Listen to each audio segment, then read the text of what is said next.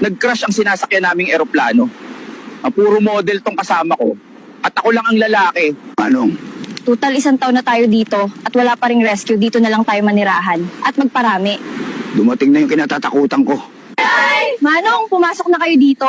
Gagawa tayo ng plano para dumami ang tao sa isla. Sa dami-dami ng lalaki sa mundo, bakit ako pa? Oh.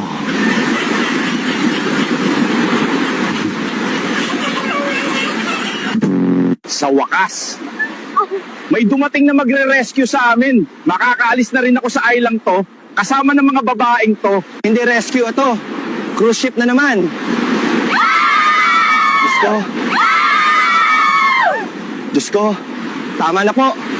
Tumakas na nga ako. Mas malala pang napuntahan ko. Itinali ako dito kasi nagpupulong sila kung sino ang mauuna 24 silang Miss Universe dito, 1 oras kada isa. Puyatan dito! At dahil lahat naman kami, makakapagparami na sa islang ito. Pinapalaya ka na namin, Manong. Talaga. Salamat mga iha. Oh my God! Help me. World peace! Madaming pating pala dito, di mo sinabi. Kaya nga pinalaya ka namin, Manong, kasi alam namin di ka rin makakaalis. O siya, pasok na ulit sa kubol natin.